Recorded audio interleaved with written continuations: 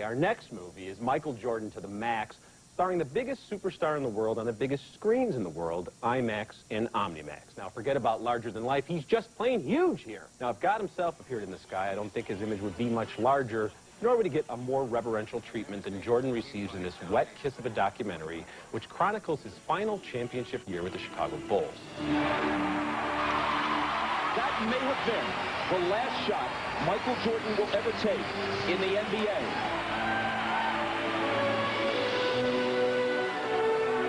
If that's the last image of Michael Jordan, how magnificent is it? As for Michael the man, much of what we hear is like an outtake from a Nike commercial. Somewhere there's a kid working. He won't skip any steps. He will learn from my example just as I've learned from others. There will be a player much greater than me. But at least one superfan has a sense of humor about his airness. You figure there's been, I don't know, 25,000 years.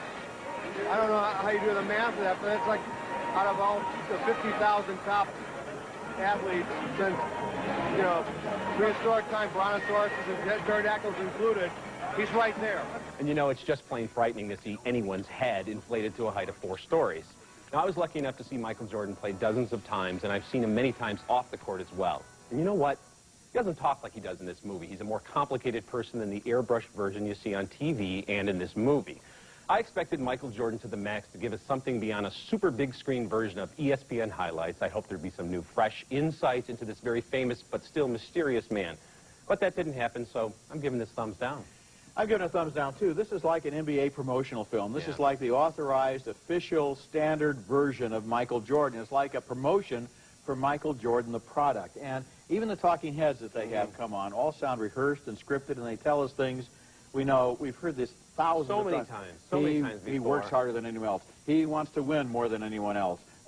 He's a good basketball player. He's the greatest basketball player who ever lived, and it goes on and on. We've heard it, we know it by heart. We want to know, either we want to know something about Michael Jordan, which I don't think we're ever going to get, because that wall of privacy is there, or we want to see some great basketball footage. I would have rather seen 45 minutes from the last game of the last playoff than 45 minutes of this, which is just, as you say, ESPN highlights. Yeah, and you know, the IMAX, we expect so much more from them, and maybe because they had to stay on the sidelines, obviously they can't be out on the courts showing it from Jordan's point of view. We expected something different from them. I remember seeing documentaries about the Packers and the Cowboys in the 70s that were more insightful than this. Well, this is not a documentary film. This is a promotional film. It's like a 45-minute commercial. You could substitute the word Jesus for Jordan throughout this movie and it would work. That's how reverential it is.